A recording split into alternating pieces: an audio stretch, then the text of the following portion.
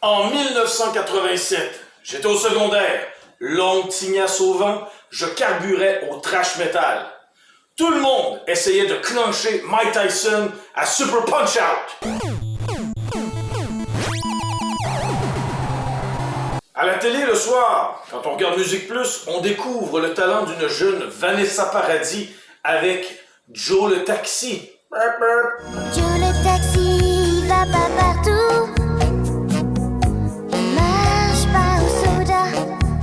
Et par le fait même, on apprend à un moment donné qu'il y a maintenant une loi qui dicte la couleur de la margarine pour ne pas la confondre avec le beurre. Je vous présente le nouveau moi. Oh, j'ai bien changé.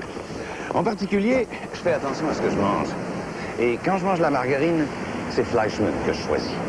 Et plus près de nous, à New York, aux États-Unis, un groupe s'apprête à lancer son album qui deviendra, pouf, le coup de massue de leur carrière.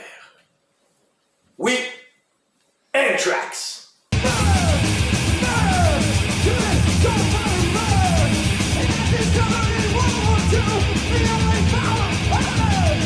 Bonjour, ici Monsieur Yannick de l'école à la maison, en édition spéciale pour le Metal à la maison, version Metal Minded. Et aujourd'hui, pour ce petit segment spécial, je te parle d'Among the Living d'Anthrax, un album fantastique.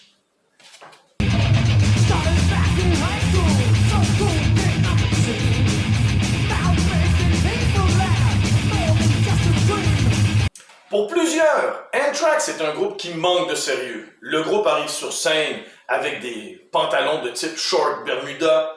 Le groupe chante au sujet de bonhommes comme des petits comiques de bande dessinée, des sujets tirés de livres de Stephen King.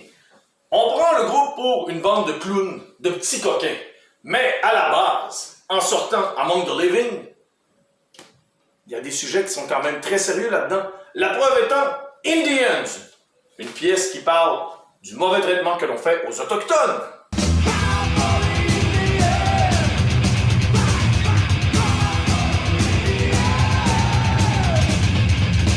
Aussi, une pièce qui va te permettre de laisser aller ton fou dans les mosh pits avec l'intense Caught in a Mosh.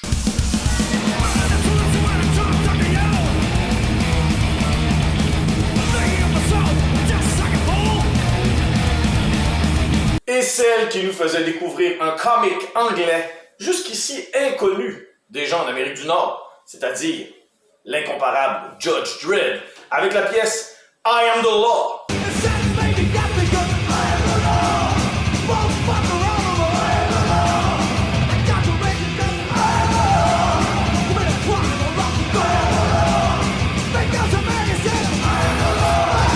Among the Living d'Anthrax est un album qui s'écoute encore parfaitement aujourd'hui.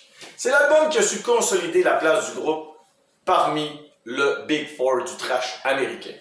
Et c'est l'album qui nous permet justement aujourd'hui de nous dire que Anthrax, c'est pas seulement des chansons comme Antisocial et Got the Time, qui sont deux reprises. Et non, c'est beaucoup plus!